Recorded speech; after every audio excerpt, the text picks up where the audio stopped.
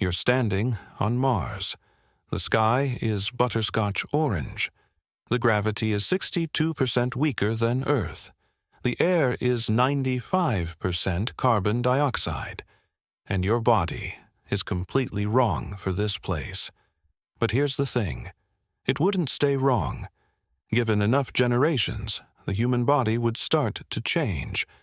Not quickly, not obviously, but the same way it always has, slowly, relentlessly, and permanently. Let's start with what kills you first. Radiation. Earth's magnetic field blocks most of the sun's radiation.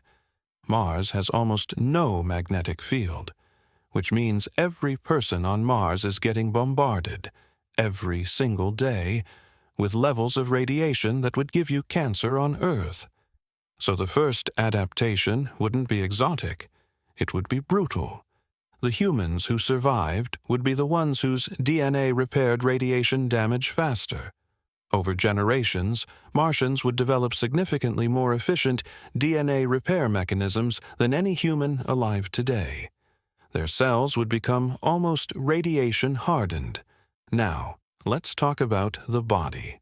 Gravity on Mars is 0.38 of Earth's, which means every muscle, every bone, every organ in your body is under 62% less stress. On Earth, your skeleton is constantly fighting gravity. Your heart pumps against it. Your spine compresses under it. On Mars, none of that. Within a few generations, Martian humans would grow taller, possibly significantly taller. Their bones would be longer but thinner, their muscles less dense, their hearts smaller, because they wouldn't need to pump as hard. A Martian human brought back to Earth would be crushed by their own body weight. They physically could not survive here. Then there are the eyes. Mars receives about half the sunlight Earth does, but what it does receive is harsher, more ultraviolet, more radiation. Over generations, two things would happen.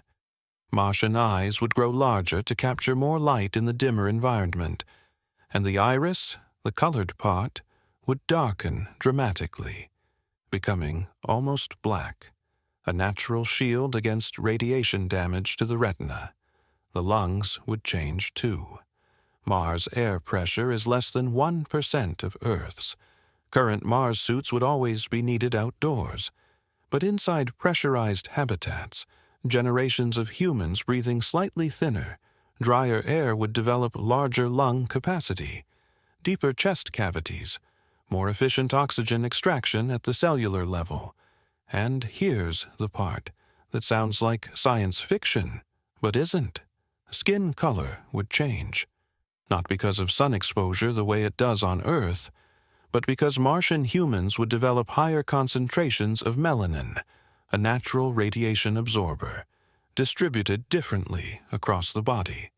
Darker, denser patches over areas with the most exposure, lighter skin elsewhere. A completely new pattern of pigmentation that has never existed on Earth. How long would all this take? Conservative estimates put meaningful physical changes at 50 to 100 generations. That's roughly 1,000 to 2,500 years. In geological time, that's nothing. In human time, that's the distance between us and ancient Rome. And here's the part nobody talks about. At some point, probably around generation 20 or 30, Martian humans and Earth humans would no longer be able to have children together. Not by choice, by biology. Two populations of the same species, separated by 140 million miles, evolving in completely different directions. We didn't just send humans to Mars. We created a new kind of human, and we don't even know it yet.